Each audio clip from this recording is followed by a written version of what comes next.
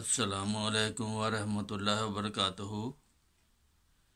ये अल-शफ़ा homeopathic centre है।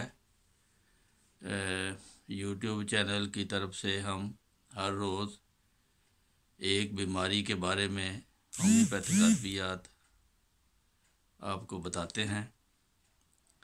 तो आज अल्लाह के फ़ज़ल से गदूद की बीमारियों के बारे में डिस्कस करेंगे। गदूद जिस्म में बहुत अहमियत की हामिल है। इसमें जब ख़राबी होती है तो सारे जिस्म में फिर ख़राबी हो जाती है। अगर गदूद में हाथ सोजिश हो यानी ताज़ा हो तो फिर आप बेलाडूना से ठीक कर सकते हैं। अगर गदूद के बढ़ने की वजह से बाज़ दफ़ा भूख ज़्यादा लगती है, मरीज़ खाता बहुत है मगर जिस्म उसका सूखता चला जाता है, तो उस वक़्त फिर आयोडीन उसकी दवाई होती है। फिर अगर गदूद से पीप वगैरह निकलने का अमकान हो या निकले तो सलेशिया 6X से उसका इलाज करते हैं। और अगर पत्थर की तरह गदूद हों सख्त, फिर कलकेरिया फ्लोर दवाई है 6X में देते हैं और बड़ी ताकत में भी इसको देते हैं। इसके अलावा औरतों में बाज़ दफ़ा पस्तानों में गदूद सूज जाते हैं। वो सरतान की किस्म के होते हैं और सख्त होते हैं।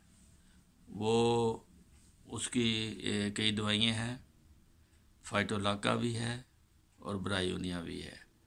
ब्रायोनिया फाइटोलाका एक दूसरे की मावन है। इनको मिलाकर या बारी बारी दे सकते हैं। ख़ास तौर पर दाएं तरफ जब ये आपको बताया जाए कि दर्द है, सोज है, कैंसर है, तो फिर ब्रायोनिया और फाइटोलाका। अगर सख्त गदूद है तो कोनियम इसकी दवाई है, कोनियम। अगर हाथ पाँव और सर की चोटी में जलन हो और गदूदों की भी तकलीफ़ हो तो फिर सल्फ़र दवाई है। अगर मरीज़ गदूद ऐसे हैं कि जिसकी वजह से सर पर पसीना भी आता है, ख़ास तौर पर रात को, तो फिर कलकेरिया कार्ब आपने देनी है। इसके अलावा अगर गले के गदूद हो, गला भी दर्द करे और मुंह में भी तकलीफ़ हो, मुंह से राल बहे या खांसी भी साथ हो और मुंह से राल वगैरह, रात को तकलीफ़ ज़्यादा हो, और फिर आप मर्क साल और बेलाडोना अगर इनको बारी बारी दें तो ये फिर गले के गदूद के लिए ये बहुत अच्छा काम करती है। इसके अलावा